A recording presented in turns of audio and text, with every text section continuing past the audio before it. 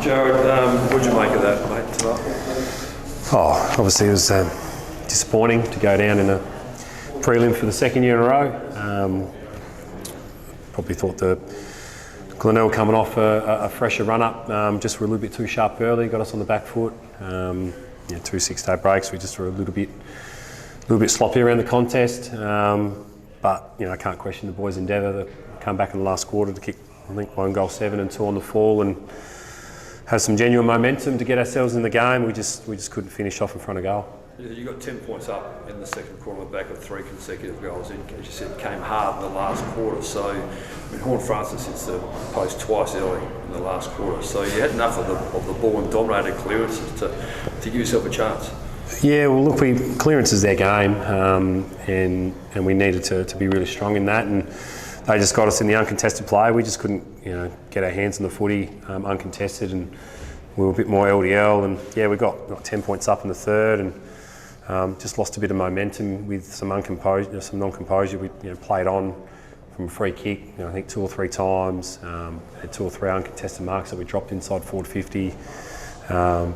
Jason Horn, running into an open goal from a mark and got run down. So just those moments we just didn't able to capitalise on and just give us that steady that we needed. And they were a quality outfit, and they were too good on the night. Just had too many blokes, I reckon, mate, didn't have an impact today. Yeah, I mean, the endeavour might be there, but too many just fumbled or missed a moment, or just had too many of them, I reckon. Yeah, no, look, it's a weight of numbers game. Generally, the side who has more winners than, I guess, losers on the field generally wins the game. And unfortunately, we had probably 6 or 7 players that just didn't quite take their moments. Some ground ball fumbles, some uncontested drop marks, missed spoils, all those little moments that you're talking about. But we've got to continue to learn and grow from those moments and get better for next year.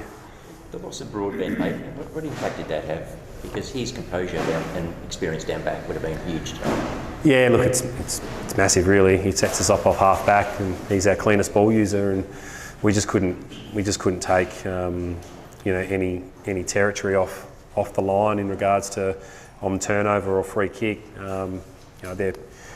They did a really good job of holding Sam Skinner, who was obviously our main intercept marker, and we just couldn't get any uncontested play to the open side. And their tall defenders did quite a good job at illegally holding our forwards more often than not when the ball went inside 50, and we just couldn't get that reward when we went in there. So Brogsies was sorely missed tonight, but that wasn't the reason why we lost. Speak of the inside 50s, you had like 8-0 to start the second term and about 9-0 to start the fourth. So you have that sort of dominance, and how defining were those 2 periods, Jarrad?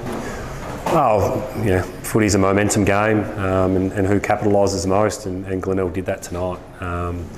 Certainly our best was good enough. We just weren't clean enough around the contest, and just some poor skill execution. Missed uncontested kicks, some drop marks, but they're a quality team. They were 17-0 for a reason.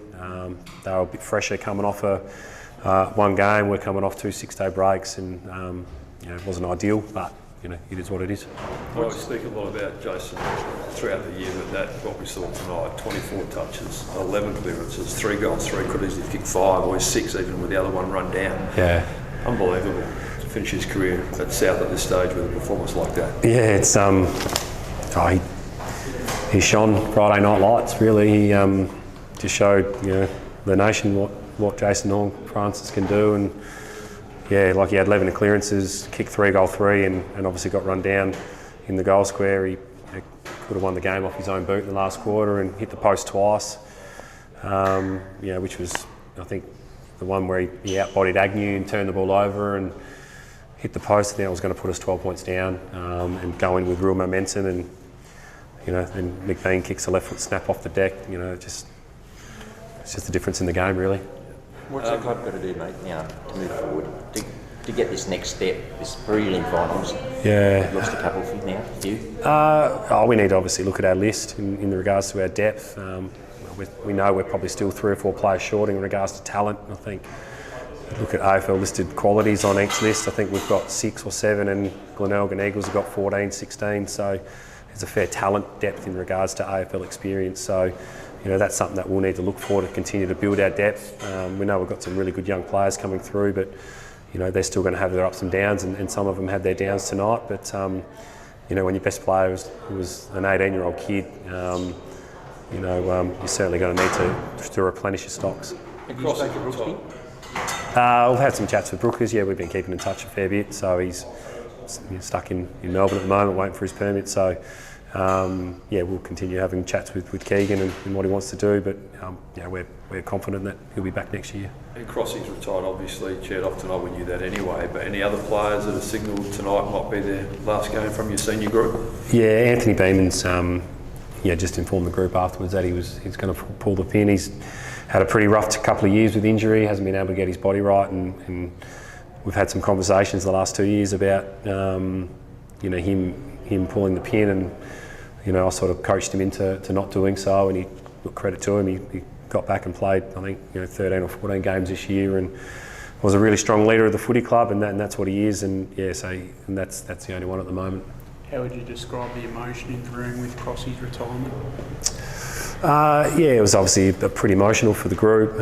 Obviously, everyone's disappointed that we're not going to advance to the big one next week, and 2 prelim losses in a row is pretty hurtful. And obviously, from Joel's perspective, he's 12 years at the footy club and he's made 3 prelims and lost them all, and obviously the last 2 years in a row. So it was obviously a bit of emotional.